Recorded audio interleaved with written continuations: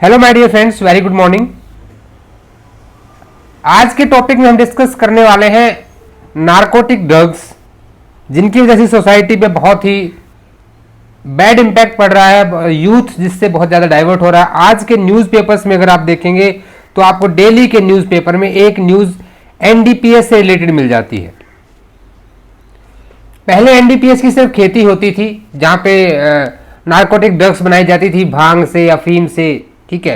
अब लेकिन उन चीज़ों को क्या हो गया है, केमिकल्स के थ्रू सिंथेटिक मैनर से बनाया जाता है, जहां पे आपके साइकोट्रोपिक सब्सटेंसेस उनको कहा जाता है।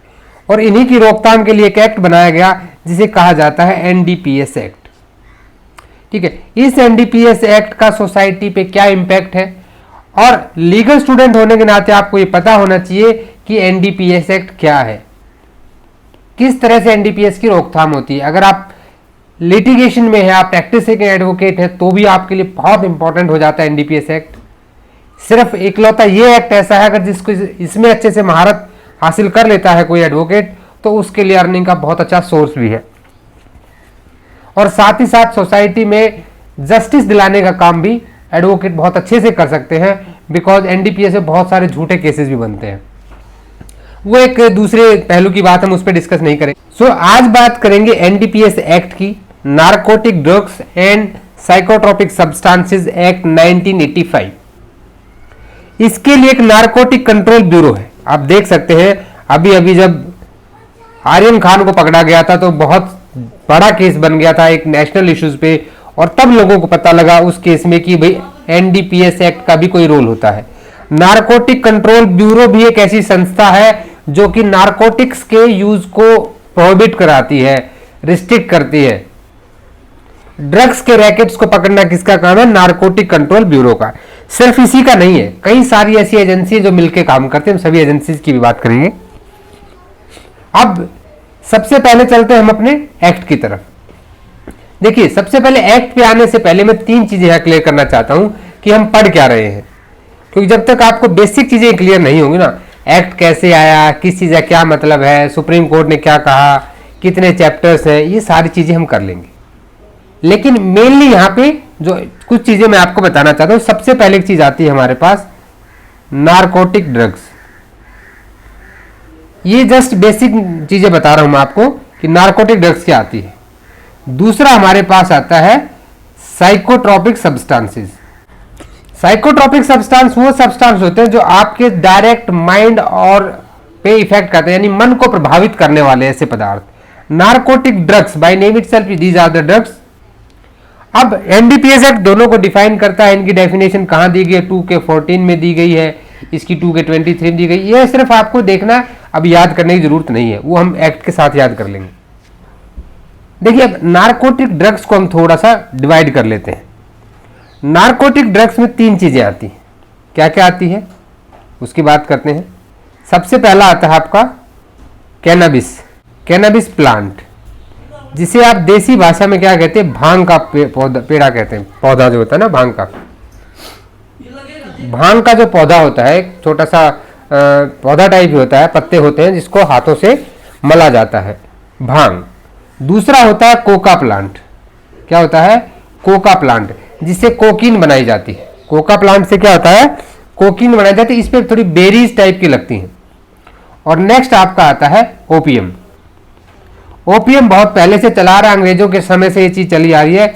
इसको कहा जाता है अफीम, और यहां से हम बनाते हैं कोकीन।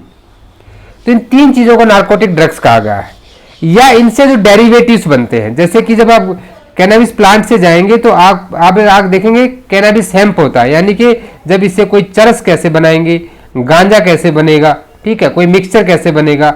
और इसका साथ साथ में एक अच्छा पर्पज भी होता है, मेडिसिनल पर्पज भी है, मेडिसिनल चीजें भी बनती हैं। ऐसे ही कोका से भी, कोका डायरेक्टिव और कोका लीफ ये यूज होता है। ओपियम से भी क्या होगा? ओपियम के डायरेक्टिव्स, अफीम के कुछ डायरेक्टिव्स बनाए जाते हैं, और साथ में इसमें ना पोपी स्ट्रा बनता है। जब उसके फल पत्तियों वगैरह तोड़ दिया जाता है तो स्ट्रॉ यूज होती है, उसको डेकोरेटिव पर्पज में यूज किया जाता है, बट वो जब उसका पूरा रस वगैरह निकाल दिया जाता है। तो इस तरह से आपके माइंड में कई चीजें आई, cannabis plant, coca plant, opium. यहाँ पे आपके जो कैनाबिस हेम्प हो गया, कोका के डायरेक्टिव हो जाएंगे, कोका का लीफ, ये पूरा चार्ट हम बहुत अच्छे से एक्ट के साथ क्लियर करेंगे। बट मैं आपको एक बार थोड़ा सा ब्रीफ आइडिया देना चाहता हूं कि एक्चुअल में नारकोटिक ड्रग्स क्या है। यानी कि नारकोटिक ड्रग्स को आप देखेंगे तो किसी तरह से पेड़ पौधों से बनाई हुई चीजें हैं। अब आते हैं साइकोट्रोपिक सब्सटेंसेस के ऊपर। साइकोट्रोपिक सब्सटेंसेस की सीधी सी चीज है कि सेंट्रल गवर्नमेंट क्या है, वो एक लिस्ट इशू करती है और उस शेड्यूल के अंदर दे रखा है कि कौन कौन से सब्सटेंस जो है साइकोट्रोपिक सब्सटेंस के उसमें आएंगे। These may be purely synthetic or this may be semi synthetic, chemicals के द्वारा भी बनाए जा सकते हैं और सेमी केमिकल्स भी यूज होते हैं। तो ये तो आपने समझ लिया दो चीजों को जिसके ऊपर हमें पढ़ना है। अब बात करते हैं कि क्या एनडीपीएस एक्ट तो आया भाई 1985 में, इससे पहले क्या कोई प्रोविजन नहीं था? यानी कि एक हिस्ट्री ऑफ दिस एक्ट बात करेंगे कि ये एक्ट आया कैसे। क्या 1985 से पहले हमारे यहाँ पे भांग जो खुलेआम चलती थी, खुलेआम नशा होता था, कोई ड्रग्स चरस गांजा कुछ भी बेचे, कुछ नहीं होता था क्या? ऐसा तो नहीं हो सकता ना। तो इसके लिए देखिए हमें थोड़ा सा हिस्ट्री में जाना पड़ेगा। ठीक है, अब हिस्ट्री में क्या है यहाँ पे कि जो हमारे, अगर आप बिल्कुल हिंदू शास्त्रों में जाएंगे तो वहां पर भी इन चीजों का यूज होता था, पर वो मेडिसिनल पर्पज यूज होता था, वहां भी इनका आपको उल्लेख मिल जाता है। लेकिन वहां पे ऋग्वेद के कुछ पार्ट में इसका उल्लेख सुना हूं मैं कहीं पे, लेकिन उसका मेडिसिनल पर्पज था। ठीक है, अब हुआ क्या कि भाई एक सबसे पहले हमारे पास एक एक्ट था, कहां पे? ओपीएम एक्ट 1857, 1857 की क्रांति हुई। उस समय पे एक regulation of the cultivation of opium, opium अफीम की खेती को रेगुलेट करने के लिए 1857 में अंग्रेजों ने कानून बनाया था। 1834 में पहला लॉ कमीशन बन गया, तो उसने कई सारे कानून बनाए थे। लॉर्ड मैकॉले की प्रेजेंस में बना था, ये 3 मेंबर थे इसके अलावा इसमें, जिसने आईपीसी को भी बाद में ड्राफ्ट किया था। ठीक है, तो 1857 में ये कानून बना था। फिर इसी को थोड़ा सा इन्होंने ओपीएम एक्ट को ही क्या किया, अमेंडेड किया गया 1878 में। ठीक है, अब यहां पे क्या है, इसमें सिर्फ आपका कल्टीवेशन यानी उसकी खेती जो है वो वहां पे रेगुलेट होती थी, कल्टीवेशन रेगुलेशन बनाए गए यहां पे। अब उसके बाद उसका इंटर स्टेट, अगर कोई एक स्टेट से दूसरे स्टेट में ले जाएगा तो उसको किस तरह से ट्रीट किया जाएगा। इंटर स्टेट मूवमेंट्स जो थे ओपीएम के, वो है 1878 के एक्ट में आपको देखने को मिलते हैं। फिर एक एक्ट आता है, तीसरा एक्ट, जिसको माना जाता है डेंजरस ड्रग्स एक्ट 1930 में। ठीक है, अब यहां पे तक आप देखते हैं ये तीनों के तीनों एक्ट जो है ये बेस बनते हैं आपके एनडीपीएस एक्ट 1985 का। ठीक है, अगर आप देखेंगे तो बहुत पुरानी हिस्ट्री में अगर हम बात करें, अगर आप चले जाओ तो 2000 बीसी से पहले ना, जो कैनाबिस है जिसको आज हम भांग कहते हैं, भांग का आपको बहुत जगह उल्लेख मिल जाता है पुराने शास्त्रों में। ठीक है, अब दूसरी चीज ये आती है कि क्या सिर्फ इन्हीं एक्ट की वजह से ये आया? अगर एक्ट की वजह से ही आना था तो बहुत पहले आ गया होता। मैं ये बता रहा हूं कि एनडीपीएस से पहले ये चीजें रेगुलेट करती थी, लेकिन एनडीपीएस एक्ट का जो जन्म हुआ उसके बाद एक और चीज आती है यहां पे जो एनडीपीएस एक्ट को लेकर आई।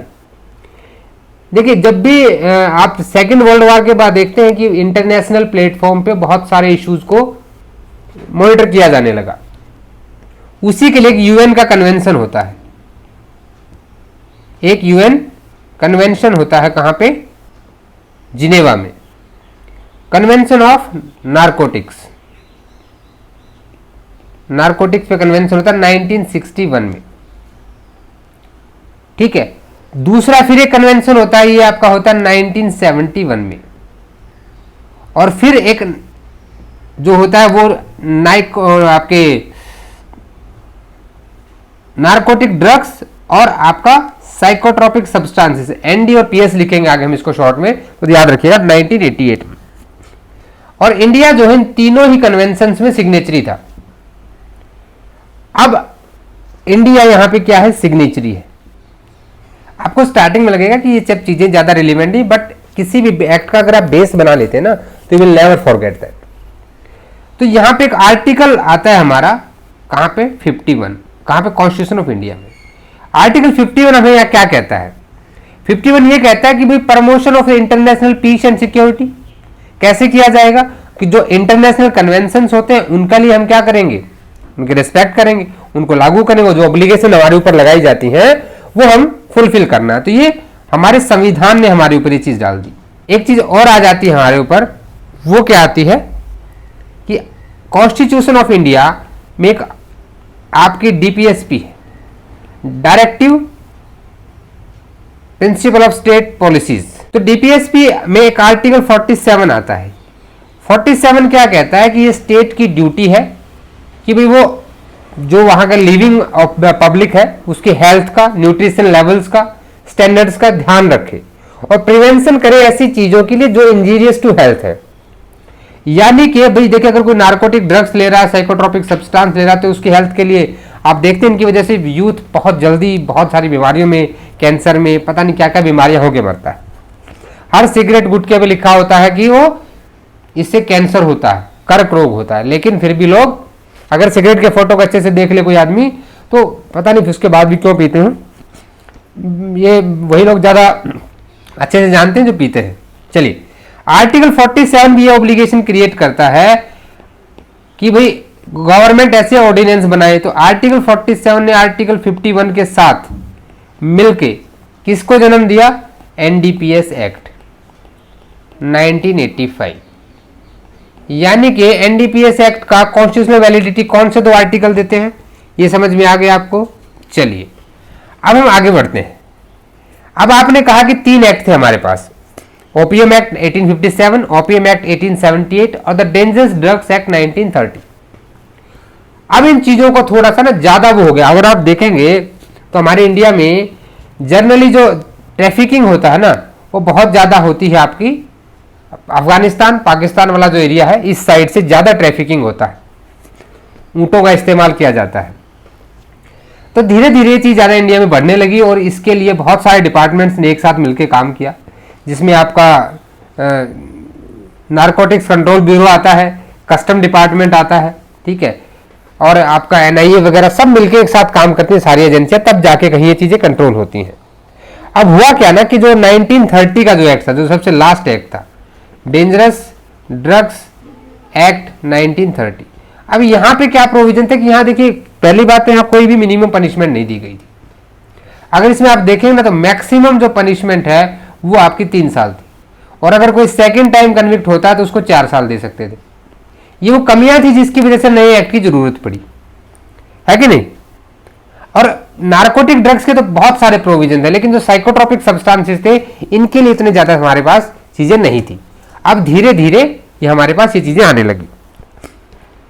तो सबसे पहले इस एक्ट का ऑब्जेक्टिव क्या बना, वो इसकी प्रीएम्बल बताती है कि to prevent the use of narcotic drugs and psychotropic substances, ठीक है।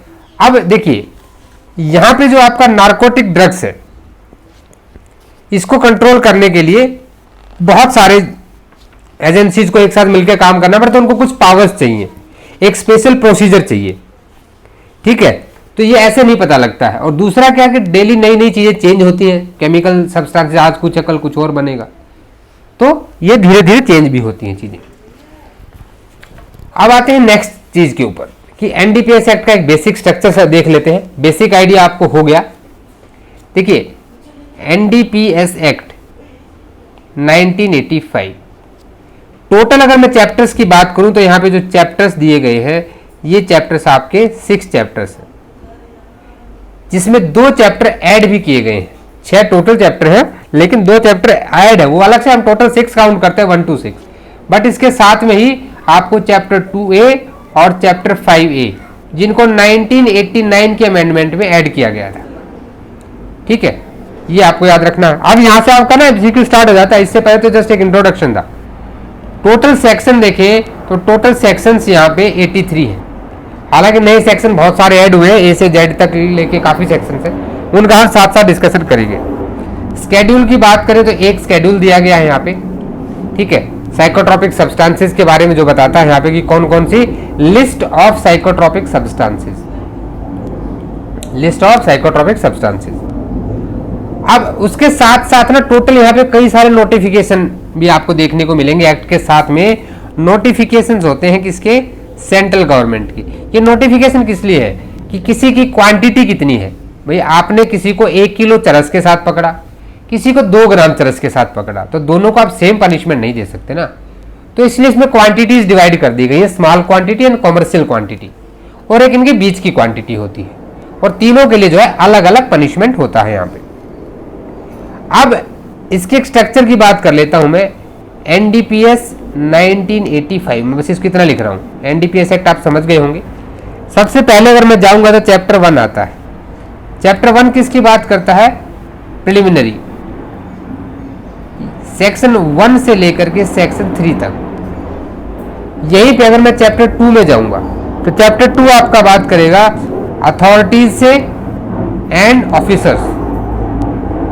अथॉरिटी एंड ऑफिसेज, कौन कौन सी अथॉरिटी और कौन कौन से ऑफिस होंगे यहाँ पे, यहाँ उन सारी एजेंसीज के बारे में पढ़ेंगे 4 to 7। Then we will come to chapter 3।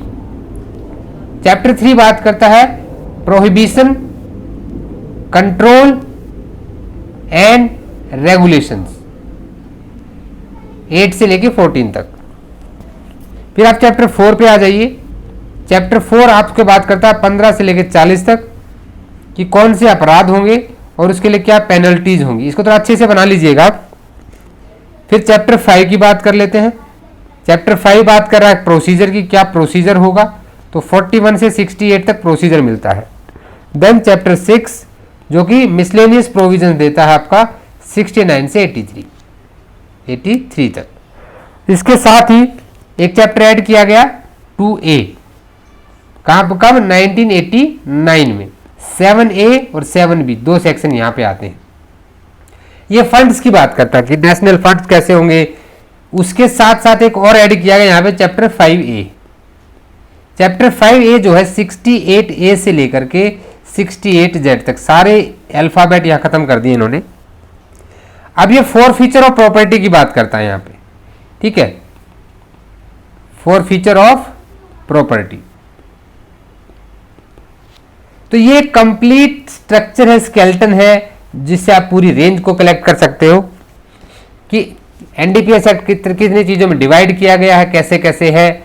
अब इसकी बात करते हैं अमेंडमेंट की। अगर आप अमेंडमेंट देखें तो 1985 में एक्ट बना था, फिर इसको 1988 में अमेंड किया गया जब चैप्टर 2A और 5A डाले गए, फिर 2001 में अमेंड किया गया, फिर 2014 में इसको अमेंड किया गया। तो ये टोटल लिस्ट जो है ये इसकी अमेंडमेंट की लिस्ट है, इसकी लिस्ट है कि कितनी अमेंडमेंट्स हुई है अभी तक इसमें। एक्चुअली अमेंडमेंट को तो समझने में बड़ा मजा आएगा आपको कि 2001 के अमेंडमेंट ने इसको बहुत ही रिजिड नेचर का बना दिया था, जिससे कि जो मेडिकल और साइंटिफिक यूज था वो भी बंद हो गया था लगभग।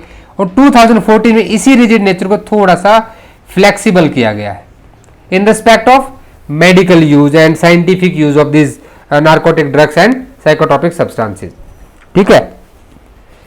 ये तो होगी इसके बारे में बाकी सारी चीजें। ये एक्ट आया कब था, तो डेट ऑफ इनेक्टमेंट 16 सितंबर 85 और 14 नवंबर 1985 यानी चिल्ड्रन डे, बाल दिवस के दिन इसको लागू कर दिया गया था पूरे भारत में। तो ये था इसका एक बेसिक इंट्रो। आपको आई होप एनडीपीएस के बारे में हल्की सी स्ट्रक्चर समझ में आई होगी। अब हम बात करेंगे नेक्स्ट वीडियो में इसके बारे में, इसकी थोड़ी डिटेल चर्चा करेंगे। चैप्टर 1 से स्टार्ट करेंगे और सारी चीजों को समझते हुए चलेंगे। Thanks for watching this video. मुझे पूरा विश्वास है आपने चैनल को सब्सक्राइब कर दिया होगा। आप अपने सजेशंस मुझे मेल कर सकते हैं। टेलीग्राम ग्रुप को जरूर ज्वाइन कर लें और साथ ही अपने फ्रेंड्स को भी शेयर करें। सोशल मीडिया हैंडल्स पर भी हमें फॉलो करें और लाइक करें, और आपके जो जितने सोशल मीडिया प्लेटफॉर्म है वहां पे इसको शेयर करना बिल्कुल ना भूलें। और कमेंट करके जरूर बताएं कि जो नए एक्ट की शुरुआत आपको कैसा लगा। इसको अराउंड 7 to 8 लेक्चर्स बनेंगे इसके टोटल, जिसमें आपका पूरा एक्ट कवर हो जाएगा।